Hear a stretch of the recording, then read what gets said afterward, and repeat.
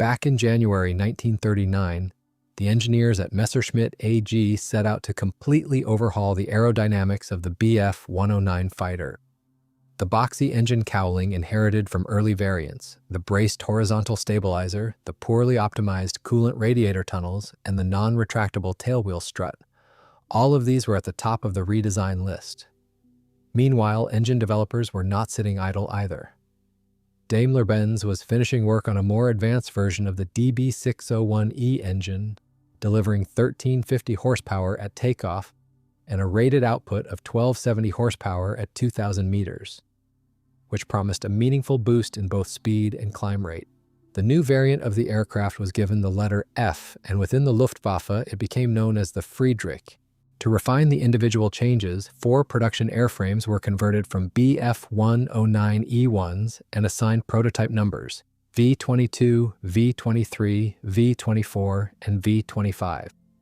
The Bf-109 V-22, serial number 1800, registration DIRRQ, powered by a DB601AA engine, first took to the sky on January 26, 1939. It was used to test a new, aerodynamically cleaner engine cowling with an enlarged spinner, improved underwing liquid-cooled radiators in redesigned tunnels, a cantilever tail assembly, and a semi-retractile tailwheel strut. The main landing gear track was slightly widened by angling the struts outward by an additional 6 degrees. The oil cooler tunnel was recessed deeper into the lower cowling. The wingspan was reduced by 0.6 meters, and the wing area shrank accordingly. On this prototype, the wingtips remained trapezoidal, just like on the Emil. The fin, previously symmetrical, received a flat, convex profile on the Friedrichs, which helped offset the engine's torque effect to some extent. The rudder area was reduced from 0.75 to 0.7 square meters due to a narrower chord at the top. While on the Emils, the engine cowling panels were removable, on the Friedrichs, the upper panels could be hinged open and raised up, and the lower cowling, together with the oil cooler, also swung down on a piano hinge. The second prototype, Bf-109V23, serial number 1801, registration DISHN, received a pre-production DB601E engine and was primarily used for power plant development work. The propeller diameter was reduced by 0.14 meters because the new engine was designed for higher RPM, but the propeller blades were made slightly wider to compensate.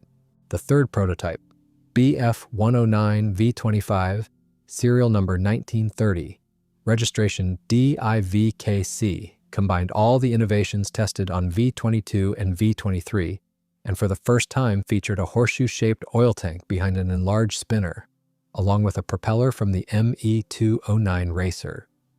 The early prototypes retained a rectangular cross-section supercharger air intake, but Messerschmitt's aerodynamicists soon discovered that boundary layer effects were interfering with the engine-driven centrifugal supercharger. As a result, the supercharger intake shape was radically redesigned. On prototype Bf-109V24, serial number 5604, registration VK+AB, fitted with a DB601E engine, the intake was made circular for the first time and slightly offset from the fuselage wall. This solved the boundary layer problem. Test pilot H. Beauvais made the first flight in this aircraft on July 10, 1940. The Bf-109's wing had changed very little from the first prototype all the way through the E variant. As for the Friedrich, the wing's airfoil and structural design remained the same, though the planform shape did change. On the Bf-109V25 prototype, easily removable semi-elliptical wingtips were fitted. In a way, this was pretty much the designers admitting that reducing wingspan on the earlier Friedrich prototypes had been a mistake. The aileron and slat areas on this variant shrank compared to the Emil, but roll control remained acceptable. The flap area, on the other hand, increased, and the flaps became slotted, making them more effective.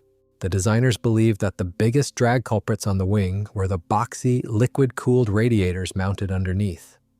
For the Friedrich prototypes, new units were designed, 15% more frontal area but shorter and wider.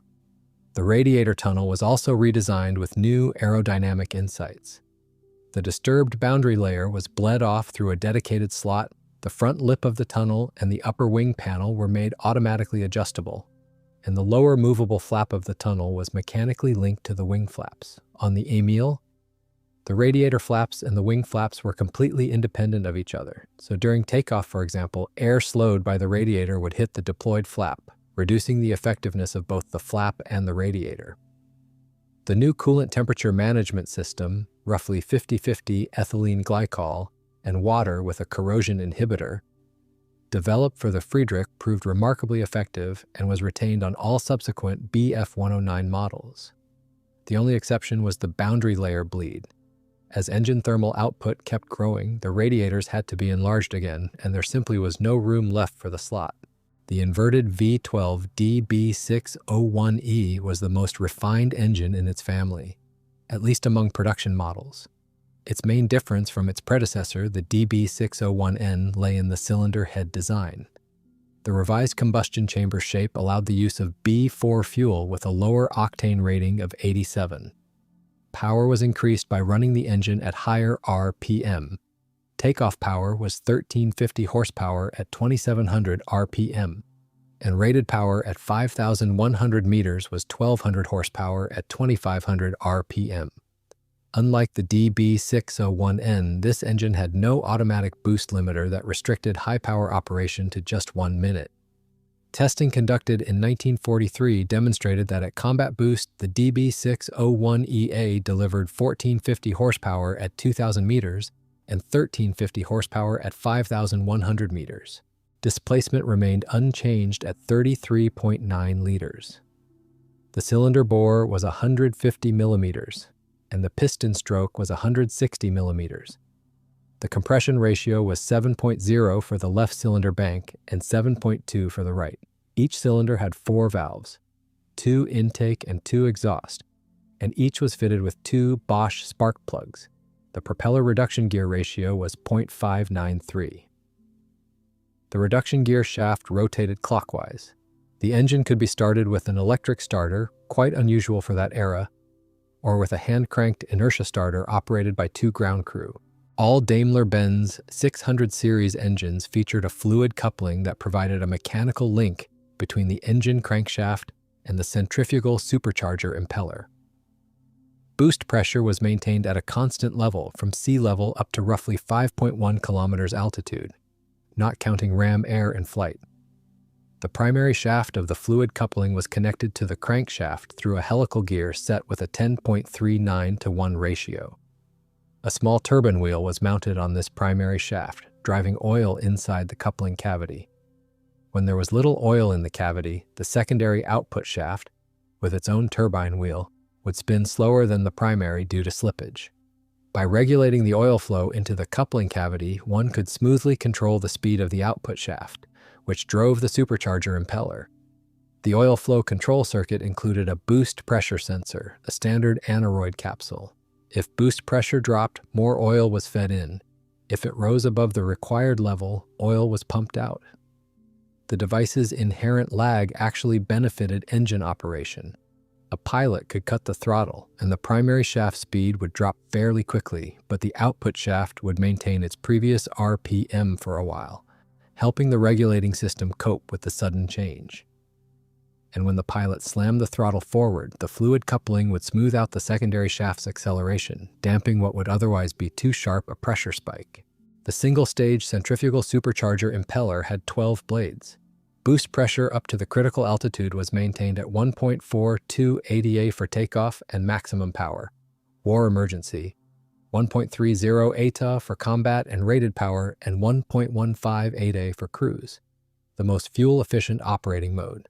The engine also used a direct fuel injection system built around a Bosch high-pressure fuel pump, type PZ12 HP110/19, with an induction sensor, mixture corrector, and float pump, plus L'Orange fuel injectors, type 9-2137. This system ensured reliable engine operation in any aircraft attitude under both negative and positive G-forces. The Friedrich's propeller was equipped with an electric constant-speed governor, and its design also allowed the pilot to switch off the automation and manually adjust propeller pitch, just like Emil pilots did. Among the clever touches was a special spark plug cleaning system that worked in flight.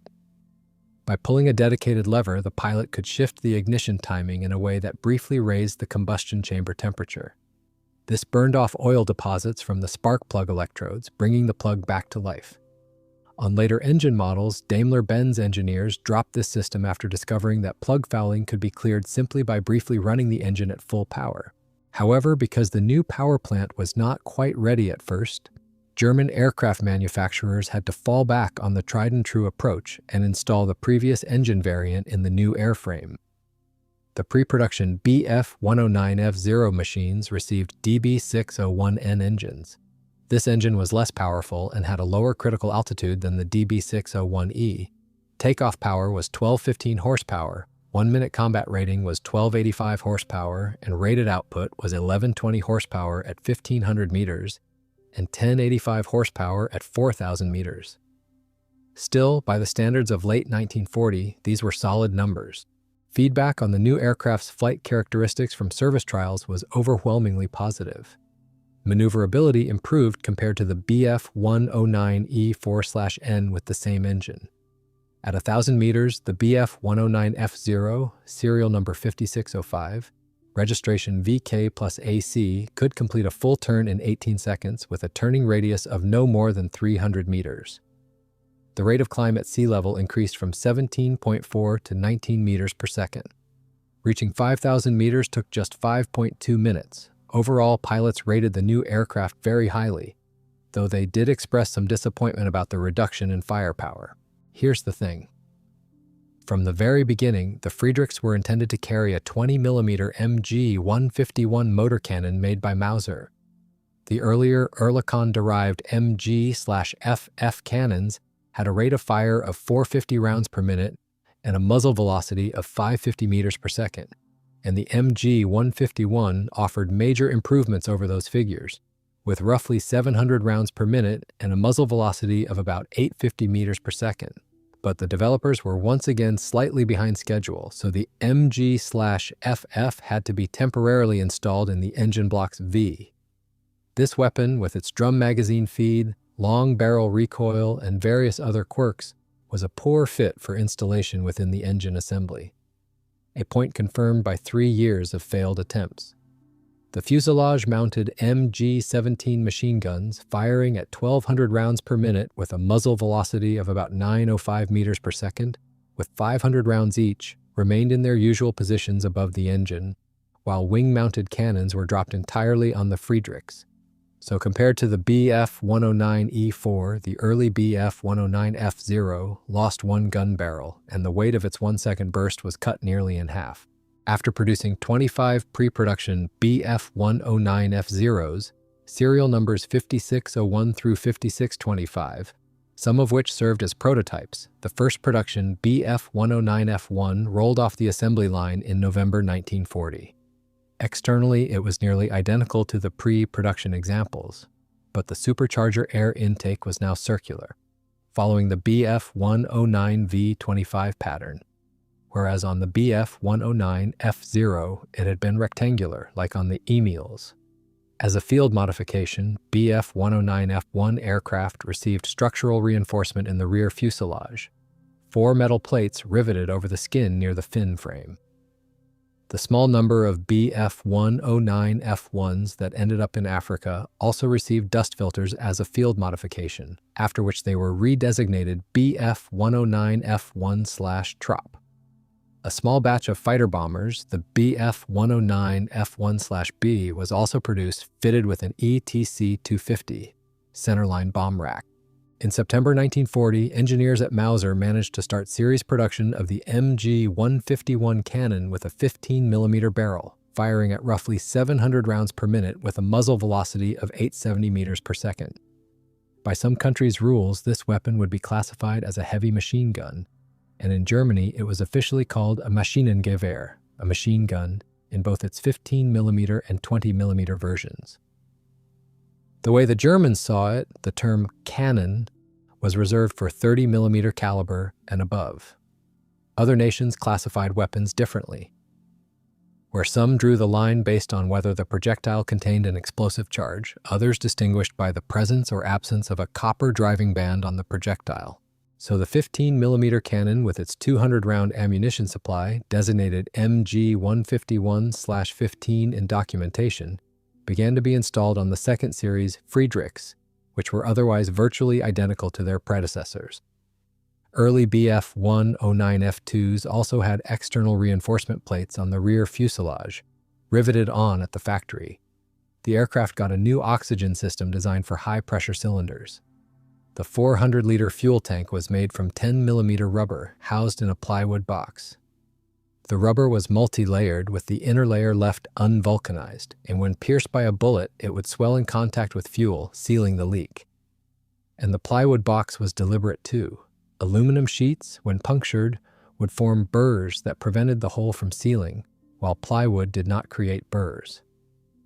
For a time, the Bf-109F2 was built in parallel with the Bf-109F1.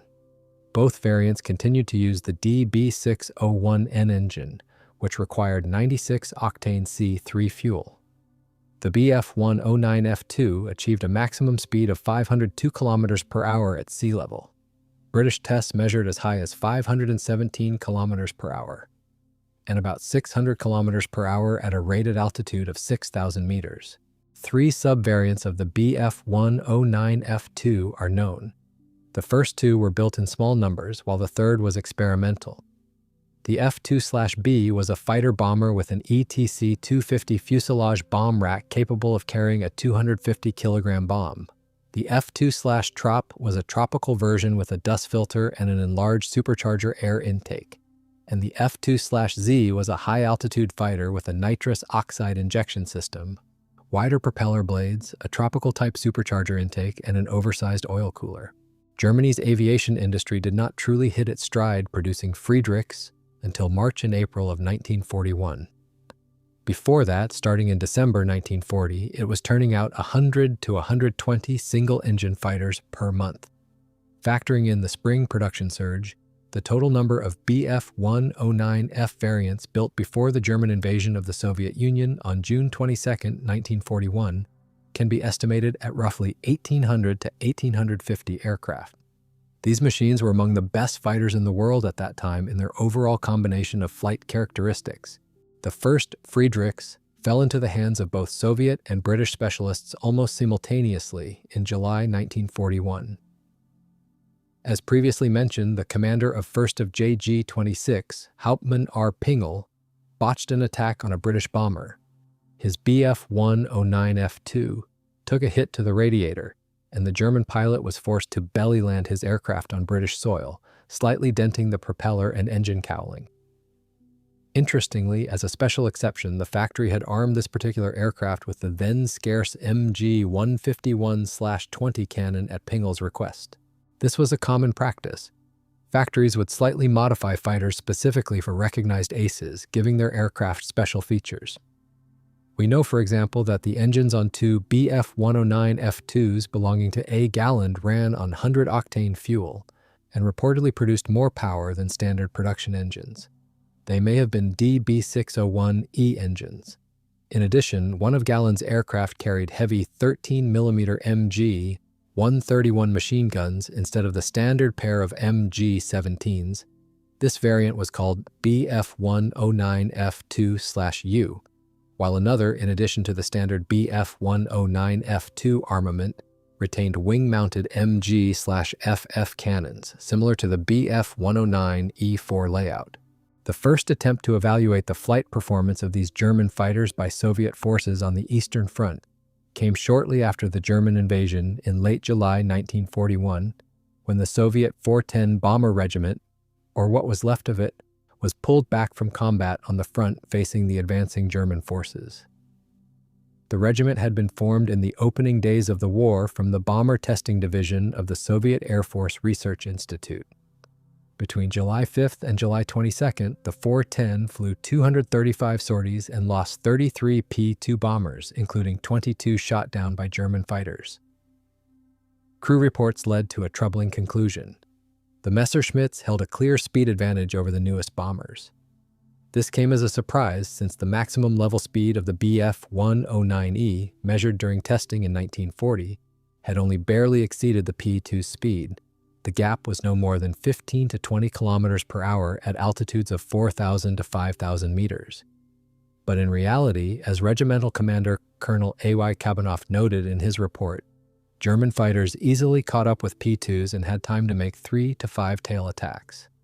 In this and other documents, it was noted that Bf-109, Bf-110, and He-113 fighters fly faster than our bombers, both older types and modern ones, such as the Yak-4 and P-2. Specialists reasonably concluded that the Germans had fitted their Messerschmitts with more powerful engines, dramatically increasing flight speed. In the opening period of the war, He-113 fighters were mentioned in Soviet aviation unit reports nearly as often as the Bf-109. The prevailing belief was that the He-113 was a modification of the well-known He-100, which had been purchased by the Soviet Union before the war. Supposedly with its steam cooling system replaced by a water-based one, it was considered the fastest fighter in the Luftwaffe. In reality, the Germans never used any He-113 on the Eastern Front. The aircraft being misidentified under that designation was actually the Bf-109F. And this confusion was understandable. The Friedrich really did look quite different from the Emil, especially in the shape of its nose section and the elliptical wingtips. The first Bf-109F2, serial number 12766, to be captured relatively intact was recovered near Leningrad, in the Tosno area, on July 20th, 1941. Luftwaffe fighters preferred to conduct combat and especially free hunts over enemy territory in 1941 and 42, since many opposing crews tended to let their guard down over their own lines. This time, though, the return fire was accurate. The Messerschmitt could not make it back across the front line and landed behind Soviet lines. Its pilot, Lieutenant H. Raub of 1st of JG-54, was killed in a firefight with ground troops, and the captured Messerschmitt became a centerpiece at a captured equipment display in Leningrad a few days later. As far as is known, similar captured aircraft exhibits were set up in 1941 in Moscow, Kiev, and Kharkiv.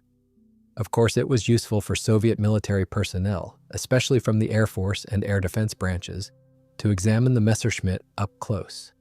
But far more important was studying the captured German aircraft in flight, assessing its strengths and weaknesses, and developing recommendations for countering it.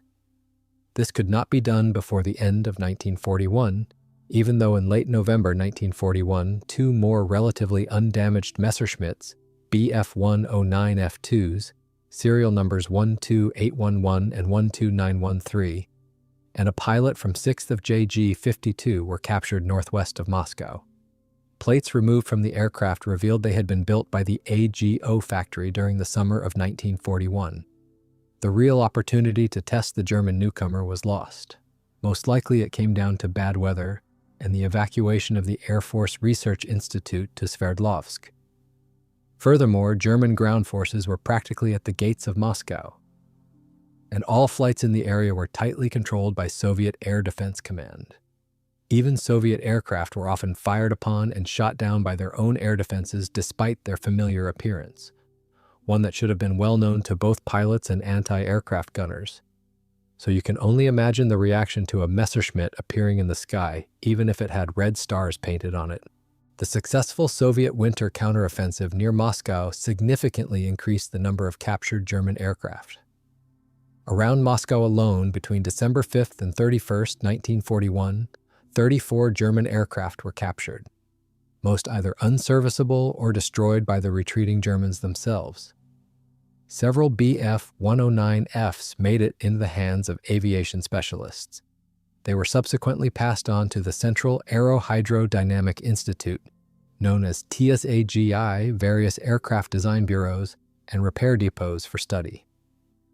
Engineers from the Zhukovsky Air Force Academy also made a major contribution, carrying out a special assignment from the Red Army Air Force Command on the Kalinin Front to collect and examine captured German equipment. The most interest continued to center on the German fighters. The head of the fighter division at the Air Force Research Institute, A.N. Froloff, carefully analyzed all available information on the Bf-109F, comparing it against the newest Soviet fighters available. His report, dated February 14, 1942, concluded that the Yak-1 was the best suited among existing fighters for combating the Bf-109F, although even it was outclassed by the Friedrich in speed and rate of climb at low altitudes. The LAG-G3 had an even harder time against the Messerschmitt, since it lagged behind in most key performance metrics, except firepower. The LAG-G3 also had notoriously heavy controls, especially during transitions between maneuvers. As for the MiG-3, this fighter had good performance characteristics above 5,000 meters, altitudes where combat rarely occurred, while near the ground it lost out in maneuverability to the lighter Bf-109F. A critical weakness of the MiG-3 was its extremely weak armament, consisting of just one heavy machine gun and 2 rifle-caliber machine guns. Frolov stated plainly, "The enemy holds an advantage in key tactical flight characteristics over all types of our new fighters up to an altitude of 2,000 meters. The takeoff and landing qualities of our aircraft are unsatisfactory. They are especially poor on the LAG-G3. Takeoff runs are long, and the tendency to swing right complicates formation takeoffs and demands special attention when launching from limited field strips.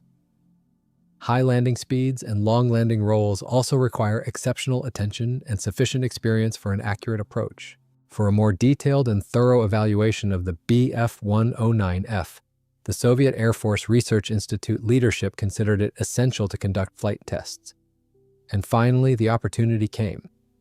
On February 22, 1942, the commander of 8th of JG-51, Oberleutnant A. Nies, lost his bearings and was hit by machine gun fire near the village of Tushino.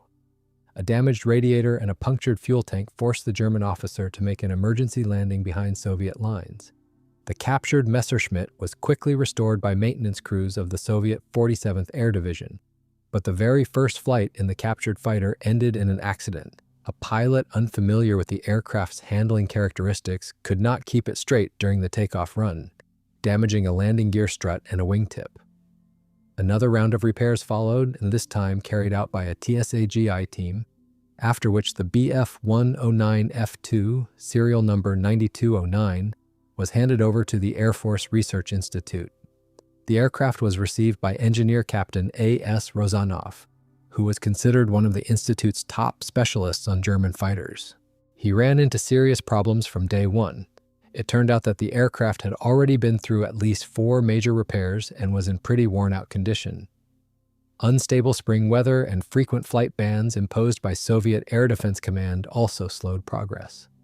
On April 5, 1942, Rozanov wrote to his direct superior, A.N. Frolov. While constructing the altitude performance profile, we ran into problems. Supercharger boost drops only slightly up to the critical altitude of 2,900 meters, then drops off sharply. The supercharger coupling may be badly worn, it just cannot cope at altitude. I report to command regularly, and they are obviously not happy about the delays. We will have to fill in the altitude speed profile using theory. By mid-April 1942, the test report on the Bf-109F was completed. Rozanov's conclusions largely echoed what Frolov had written before the tests, but there were a few new findings. In particular, it was definitively established that the Bf-109F was 70 kilometers per hour, faster at sea level than the Bf-109E, with roughly half that speed gain coming from the more powerful DB601N engine and the other half from improved aerodynamics. The redesigned radiator tunnels and cooler shapes added 12 to 14 kilometers per hour. The retractable tail wheel and elimination of tail bracing struts contributed 7 to 8 kilometers per hour. And removing the drooping ailerons and slotted flaps, which eliminated drag-producing gaps, added another 6 to 7 kilometers per hour. An important section of the report covered the operational assessment of the fighter. The Soviet evaluators highlighted good access to engine components, especially the spark plugs, well-designed engine cowling, and a significant reduction in pilot workload thanks to various automated systems, including those regulating engine coolant and oil temperature. During testing, the Institute's specialists conducted a mock dogfight between the Bf-109F and a Yak-1 serial number 0511 and developed recommendations for Soviet frontline fighter pilots. However, they turned a blind eye to the faulty fluid coupling on the captured aircraft.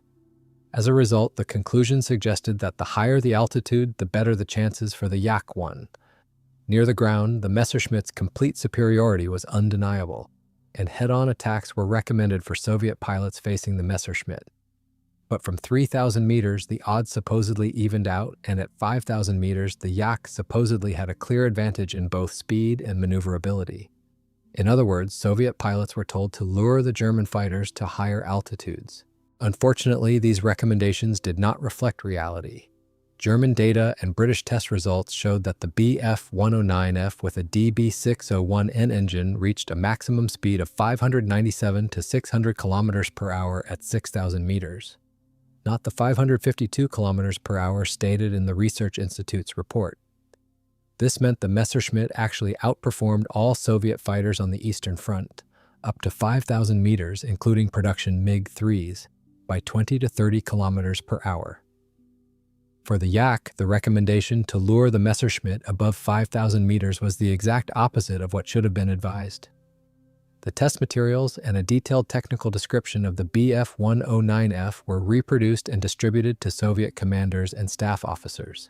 In the middle of summer 1941, Daimler-Benz announced it had resolved the most serious issues with putting the DB601E engine into series production.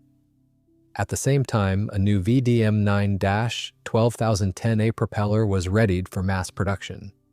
The next version of the Friedrich, according to Messerschmitt's plans, was supposed to be a variant with the problematic MG/FF-M motor cannon.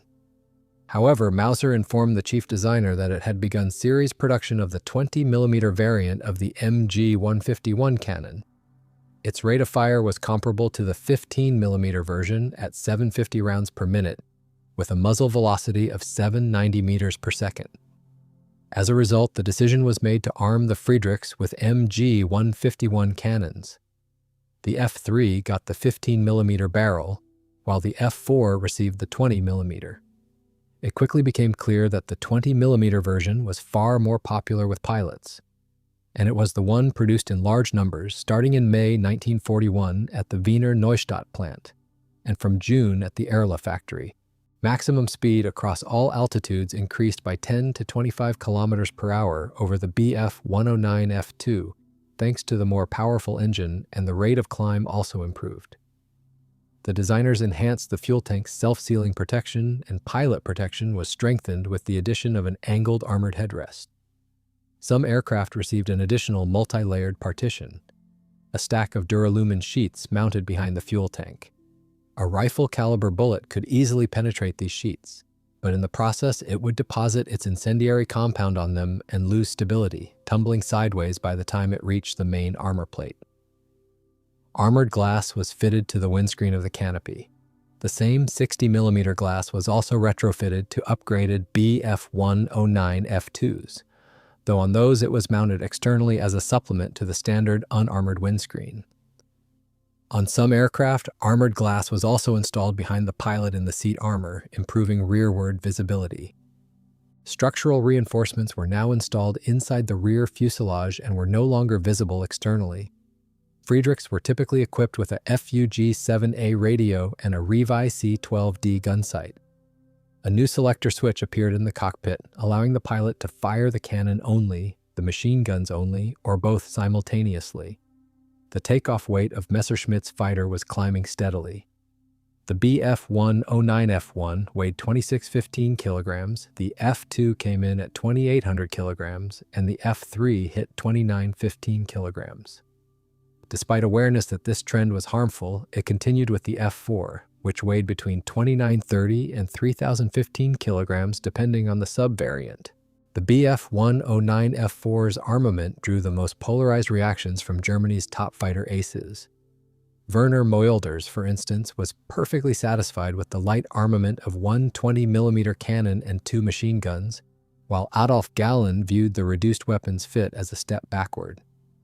The debates over armament led Messerschmitt to develop a field conversion kit for the Bf-109F4, a pair of MG-151/20 cannons in underwing gondolas, each carrying 120 rounds. Fighters fitted with this additional firepower received the designation Bf-109F4/R1, while the extra weapons boosted the aircraft's firepower and made it more capable as a ground attack platform or interceptor. they negatively affected stability and handling due to increased drag and weight. The aircraft developed a tendency to yaw and oscillate, and its ability to engage enemy fighters in air combat was diminished. On April 22, 1942, on the southern front north of Slavyansk, Soviet pilots managed to damage a Bf-109F4/R1 serial number 13043 from 1st of JG-77, which landed behind Soviet lines. The captured aircraft was thoroughly examined by a Soviet team led by senior military engineer Stepanov. The engineers paid particular attention to ongoing design changes and the identification of vulnerable spots. They also took note of the Zeiss optical gun sight, the removal of the automatic limiter on war emergency engine power, and the new oxygen equipment. After careful study, the specialists concluded that the most vulnerable part of the engine assembly was the cylinder heads. A single shell or incendiary bullet striking that area could start a fire. As was well known, the Messerschmitt's water and oil radiators had no armor protection and were easy targets given their large surface areas, as were the two expansion tanks in the cooling system. At nearly the same time, at the Bureau of New Technology attached to TSAGI, a thorough examination was underway of a captured Bf-109F4/Z, equipped with the GM-1 boosting system, which Luftwaffe pilots jokingly called Göring's mixture. This Messerschmitt looked much like any other fighter in the family. The examiners noted changes to the hydraulic system, the intake cooling air routing to the fuel injection unit, a modified supercharger air intake, and the use of a more powerful generator. However, the GM-1 system itself appeared to be missing from the aircraft. Had it been present, a sizable nitrous oxide tank would have been installed in the compartment behind the cockpit, and that would have been impossible to miss. This was not unusual for the Luftwaffe, though. Both field and factory conversion kits were regularly removed from aircraft when their combat role changed. On this Bf-109F4/Z, the Germans had also provided for dust filters on the supercharger intake, anticipating the summer campaign in the steppe regions. The instrument panel on the F4/Z included a boost gauge with color-coded engine operating modes. Maximum speed of the Bf-109F4/Z was determined to be 612 km per hour at 6,400 meters. Roughly matching British data, on March 30, 1942, a Bf-109F4/Z flown by Oberleutnant W. Disselhorst of 5th of JG-1 had been shot down near Nordwijk. On May 29, 1942, Unteroffizier A. Volkmann of 3rd of JG-3, along with his wingman Gefreiter A. Kuhn, lost their bearings and landed two perfectly serviceable Bf-109F4s on a plowed field near Chugev. One of them, serial number 7640 with a yellow tactical number 9 on the fuselage, was photographed from multiple angles and prepared for testing at the Soviet Air Force Research Institute. However, it turned out that a captured Friedrich being tested in the United States had crashed, and the Allies asked if an equivalent aircraft could be provided. Soviet Air Force Commander General A. Novikov authorized sending the new Messerschmitt overseas. Western sources confirm that the Bf-109F4, serial number 7640, under the tactical designations EB-1 and then EB-100, successfully completed a full program of flight testing. Several additional removable weapons kits were tested on the Bf-109F4. But by mid-1942, the G-series was already coming online to replace the Friedrichs, so only a few of these kits entered service. Some aircraft used an under-fuselage rack capable of carrying a 250-kilogram bomb, a 300-liter drop tank, or SYE or ART, via an ER-4 adapter. 450-kilogram bombs. These fighters received the designation Bf-109F4/R5. A reconnaissance variant was also produced, designated Bf-109F4/R3, fitted with RB-70/30 or RB-50/30 cameras in the rear fuselage. These aircraft were assigned to tactical reconnaissance units. Nearly all Friedrich variants could be built as specialized tropical subvariants, but the most widely produced was the Bf-109F4/Trop.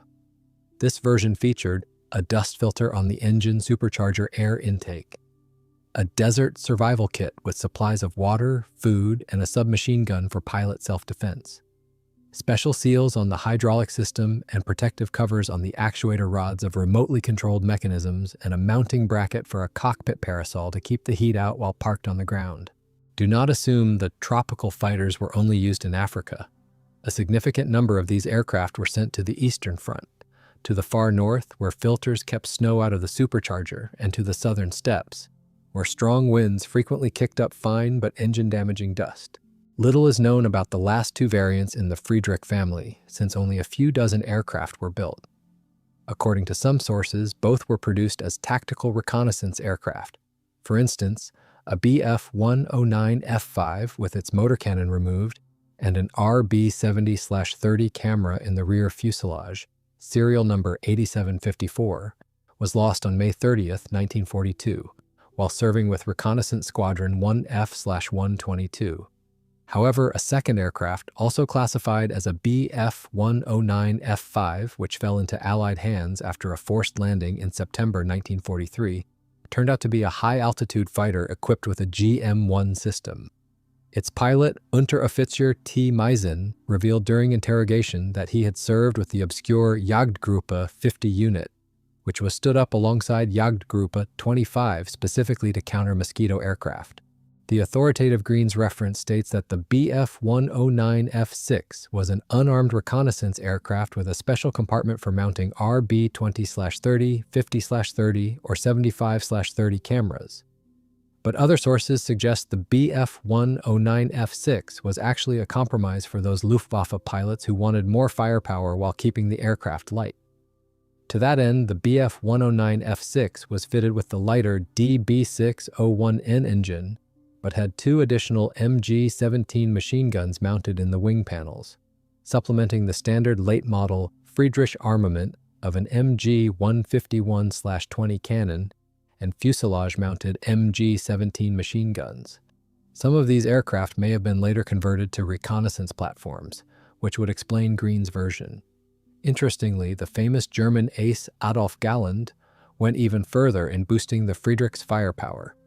His unique Bf-109F6/U packed a motor-mounted MG-151/20 cannon, 4 MG-17 machine guns, 2 of them in the wings, plus 2 underwing MG/FF cannons. A good number of Bf-109F airframes were also used for various research projects.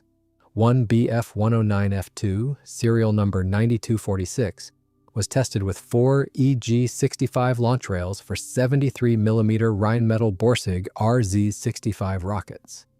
They could be fired in a salvo at ground targets or tight bomber formations, but the complexity of the installation and its high aerodynamic drag led to the project being abandoned.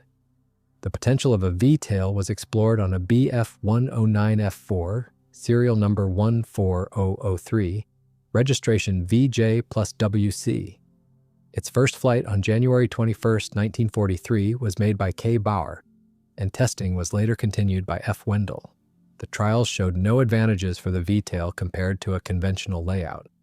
Longitudinal stability actually decreased, and the forces needed to control the aircraft during the landing roll increased noticeably. The Bf-109V-24 prototype was later used for wind tunnel testing in Göttingen of an under-fuselage radiator designed for the ME-309, and then at the Kadran Renault Research Center for boundary layer studies. The Bf-109V-23 was converted for testing the tricycle landing gear planned for the ME-309, receiving a fixed nose gear strut. A Bf-109F1, serial number 5642, designated V-31, was used to test a wide-track landing gear that retracted inward toward the center line. On the Bf-109V-30 and V-30A, Bf-109F-0s, serial numbers 5716 and 5717, a pressurized cockpit for the ME-309 was developed and tested. Experimental work was also done fitting Bf-109F airframes with different engines, including air-cooled radials. There were Friedrichs tested with BMW 801 engines and even American twin Wasps. One aircraft was fitted with the latest high-performance Jumo 213, but that experiment did not lead to any further development. The Friedrich had a remarkably short frontline career, barely 2 years from first deliveries to replacement by the G-series. But in that time, it went from being the top fighter over the Channel and the Eastern Front to a test bed for ideas that would shape aircraft design for years to come. Not bad for an airframe that started out as an aerodynamic cleanup of the Emil. If you found this deep dive useful, let us know in the comments which variant you'd like to see covered next. The Gustav is the obvious pick, but the earlier Emils and the late war K4s have plenty of stories of their own. Thanks for watching.